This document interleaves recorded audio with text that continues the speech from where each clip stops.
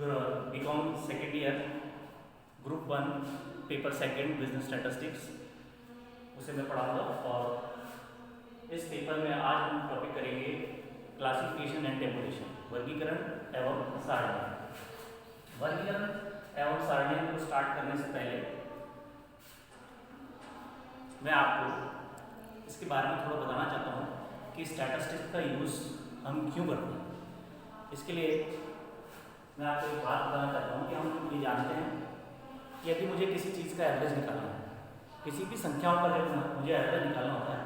तो बड़ा सिंपल होता है। यदि मैं बात करूँ आपसे कि हमारे पास कुछ नंबर्स हैं, सपोज करते हैं हमारे पास ये नंबर है, तो हम क्या करते हैं कि इनको प्लस करते हैं और ये जितने नंबर हैं 1 2 3 4 5 और इसे 5 से डिवाइड करते हैं तो हम बता सकते हैं कि इन संख्याओं का एवरेज ये है, औसत ये है। इसी तरह से यदि हम 5 की जगह अगर 50 नंबर हो तो हम कैसे एवरेज करेंगे, तब थोड़ा सा मुश्किल होता है, लेकिन थोड़ा सा लंबा हमारे लिए काम हो जाता है कि हम उन 50 नंबर्स को प्लस करें और उसको 50 से डिवाइड करें। अगर ये 500 नंबर हो तो हम कैसे करेंगे इसको, तो ये हमारे लिए थोड़ा और डिफिकल्ट हो जाता है। और यदि मान लीजिए 5000 नंबर हो कुछ और हम उसका एवरेज या औसत निकालें तो ये हमारे लिए बहुत ही मुश्किल हो जाता है कि हम उसको कैसे प्लस करें और डिवाइड करें, यानी कि हमारे को 5000 नंबर को प्लस करने में ही काफ़ी पेजेस हमारे को लगेंगे। इसी तरह से इस एवरेज को निकालने के लिए इतने नंबर या इतने नंबर या इतने नंबर्स को उनका एवरेज निकालने के लिए हम यूज़ करते हैं स्टैटिस्टिक्स। सांख्यिकी में इसका सांख्यिकी के द्वारा हम इसको निकाल सकते हैं और यही चीज़ बिजनेस में भी यूज़ होती है। यानी कि हम जानते हैं कि सांख्यिकी का यूज़ हर क्षेत्र में होता है, हर फील्ड के अंदर होता है, चाहे वो एजुकेशन फील्ड हो,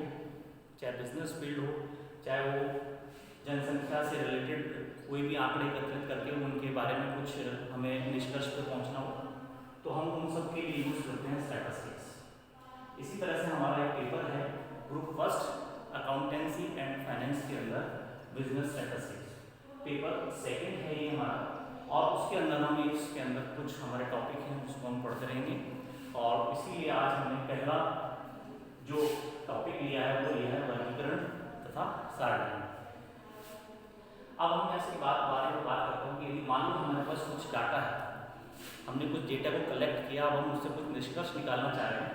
तो उसके लिए हमें सबसे पहले उनका वर्गीकरण करना पड़ेगा। अभी मैं आपसे इस औसत पर नहीं आ रहा हूँ, मीन मॉड मीडियन जिसको हम बोलते हैं, मेजर्स ऑफ सेंट्रल टेंडेंसी है, उस पर नहीं आ रहा हूँ। केवल मैं आपसे बात कर रहा हूँ कि हमारे पास कुछ समग्र कुछ डेटा है और हम उसका वर्गीकरण करते हैं, क्योंकि बिना वर्गीकरण किए हम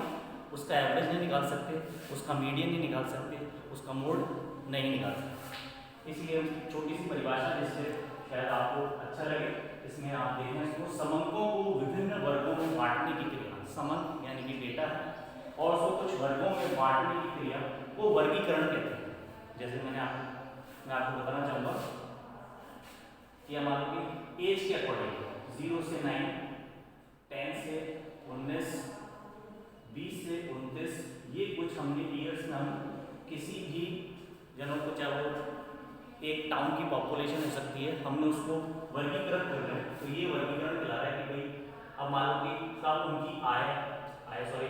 0 से 9 पे इतनी होती है, लेकिन हम कुछ और चीज़ ले लें कि हम इसलिए देखना चाह रहे हैं कि सब फूड कंजम्पशन कितना होता है। अगर मैं नॉर्मल उदाहरण की बात करूँ तो उसमें बताऊँ कि 0 से 9 साल के बच्चे हैं या कोई भी व्यक्ति हैं, वो कितना फूड कंजम्पशन हो रहा है, इनका फूड कंजम्पशन कितना हो रहा है, इनका। इसी तरह से हम आगे इस तरह से हमने कुछ डेटा लिया और उसको हमने वर्गीकृत किया कि आप इस तरह से इनका फूड कंजम्पशन हो रहा है, तो ये कहलाता है वर्गीकरण। अब ऐसे ही हम इसको किसी एक उदाहरण से और समझाना चाहूँ तो हम इसको ले सकते हैं कि भाई मान लो कि ईयर्स की जगह मान लो कुछ मार्क्स मान लो कि 10th क्लास के बच्चे हैं, उनके मैथमेटिक्स के मार्क्स हमारे पास हैं और वो मार्क्स हैं, मैक्सिमम मार्क्स उसके हैं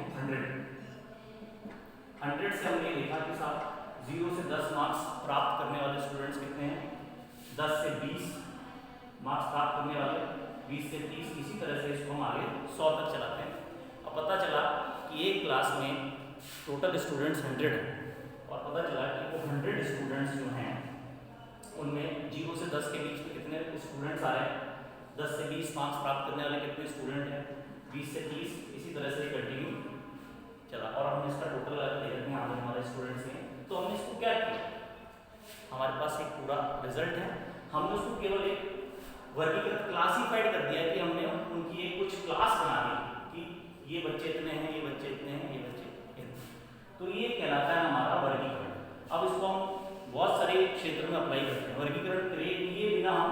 स्टैटिस्टिक्स में किसी भी कोई भी हम निष्कर्ष निकालना चाहते हैं तो हम नहीं निकाल सकते, इसलिए हमारे सबसे पहले वर्गीकरण ही करना पड़ेगा।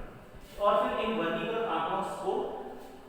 संक्षिप्त और सुव्यवस्थित सारणी में यानी कि टेबुलेशन में यदि हम इसको फिट कर दें, जैसे कि अगर एक सिंपल वे में है कि मैंने आपसे बात करा कि साहब ये केवल मैथ्स के मार्क्स हैं, अगर इसी तरह से आपके पास साइंस के क्यों, हिंदी के हों, या और भी मान लो कि 6 सब्जेक्ट हैं, उन सबके मार्क्स हों, तो आप उसको एक टेबुलेशन में इस तरह से पूरी तरह से उसको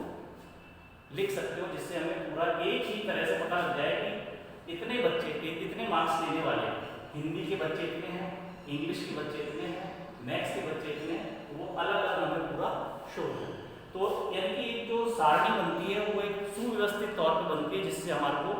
मतलब एक पूरा एक क्लास में पता लग जाता है कि इस बच्चे के मार्क्स इस टाइप से इतने हैं, यानी कि हम पूरे 100 को पूरे एक ही टेबल के अंदर अच्छी तरह देख पाते हैं और बहुत आसानी से उससे निष्कर्ष पर पहुँच सकते हैं। तो इसी तरह से हमारे लिए समूहों को विभिन्न वर्गों में बांटने की क्रिया वर्गीकरण कहलाती है, और इन वर्गीकृत आंकड़ों को संक्षिप्त और सुव्यवस्थित सारणी में प्रस्तुत करने की क्रिया टेबुलेशन या सारणी कहलाती है। अब हम केवल आज जो बात करेंगे वो वर्गीकरण की तो थोड़ा थ्योरेटिकल पॉइंट ऑफ व्यू से बात करेंगे, फिर हम इसके क्वेश्चन देखेंगे बाद में कि हम कैसे वर्गीकरण करते हैं। तो इसके कुछ मुख्य लक्षण हैं, जिसमें पहला है एकत्रित समूहों को विभिन्न वर्गों में बांटना। तो जहाँ हमारे पास कुछ डेटा हमारे पास हैं और हमने उनको इस तरह से, जैसे सपोज करते हैं कि ये स्टूडेंट्स हैं 50 या 20 स्टूडेंट्स हैं सपोज करते हैं, और इसी तरह से मार्क्स दिए हुए हैं, और ये मार्क्स हमारे पास मैक्सिमम मार्क्स हम सपोज करते हैं 50। तो मैं अगर आपसे बोलूँ कि भाई साहब इनकी फ्रीक्वेंसी यानी कि नंबर ऑफ स्टूडेंट्स जिसको हम शो करते हैं, ये कहलाते हैं हमारे नंबर ऑफ स्टूडेंट्स, कि इतने मार्क्स लेने वाले सब 10 बच्चे हैं, ये 15 बच्चे हैं, ये 10 बच्चे हैं, ये हो गया हमारा 35, फिर ये 10 हैं 45 और ये 5, यानी कि जिनके 40 से 50 के बीच मार्क्स हैं ये हैं 5 स्टूडेंट। तो हमने अब क्या किया कि इनको विभिन्न वर्गों में बांट दिया, और वर्ग क्या बनाया हमने, इनके मार्क्स के आधार पर इनको वर्गों में बांट दिया। 50 स्टूडेंट, तो इस तरह से हमारा ये। अब दूसरा स्तर है समानता और सजातीयता के आधार पर, यानी कि एक ही जाति से, यानी कि अगर मेल की बात की जाए तो हम केवल मेल की तुलना कर रहे हैं, या मेल में से हम यानी कि मेल में से हमने विवाहित और अविवाहित की तुलना करना चाह रहे तो हमने वो निकाला, ऐसे फीमेल में विवाहित और अविवाहित को निकाला,